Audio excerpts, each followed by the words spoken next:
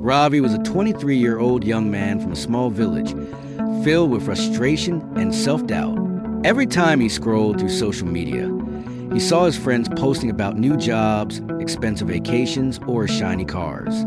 It felt like everyone was racing ahead, while he remained stuck in the same place, living with his parents, working at his uncle's modest shop, and dreaming of a life he couldn't seem to reach. He would often stand outside in the fields at dusk, lost in thought. Why not me? Why am I not successful yet? What am I doing wrong? These questions played on a loop in his mind. He compared, complained, and slowly his thoughts turned bitter. He stopped enjoying the little things. Even the sound of birds or the laughter of his younger siblings became background noise to the storm inside his head.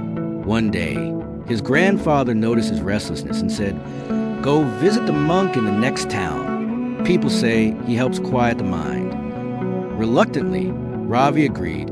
He walked 2 hours to reach a small ashram tucked between hills. There, under a tree, sat an old monk with a calm smile. Ravi poured out his heart, his jealousy, his comparisons, and how he couldn't stop thinking about what others had. The monk listened patiently, then handed Ravi a cracked mirror and said, "Take this and walk up the hill behind this ashram. At the top, you'll find a clear pond. Look into it and come back." Ravi found it strange, but obeyed. He climbed the hill, reached the pond, and bent down to look at his reflection. But as he did, he noticed a mirror in his hand also showed a broken, scattered version of his face. Confused, he returned to the monk and said, "The pond showed me my reflection clearly, but this mirror only showed a cracked version." The monk nodded. "That's because your mind is like that mirror, cracked with comparisons, expectations, and self-doubt. When you constantly compare yourself to others, your view of yourself becomes distorted. You no longer see who you truly are." "But how do I stop comparing?" Ravi asked. The monk smiled. "First, accept that every life moves at its own pace. A seed does not bloom just because another tree has already borne fruit. Secondly, when a wasteful thought enters your mind, like envy or doubt, don't feed it. Don't argue with it. Just notice it. And then bring your attention to what's real, your breath, the task at hand, or the sound around you."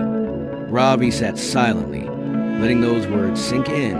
The monk continued, "You overcome wasteful thoughts by not letting them become your truth. A thought is just a cloud. Don't let it become your sky."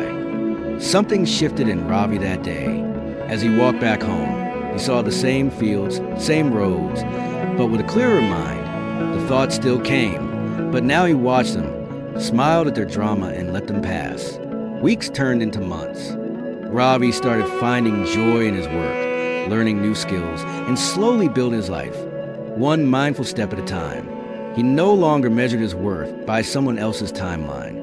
He understood that peace doesn't come from racing ahead, but from learning to be fully present in your own journey. Comparing yourself to others feeds wasteful thoughts that cloud your mind. To overcome them, observe without judgment, stay present, and trust the timing of your own life. Your journey is yours alone.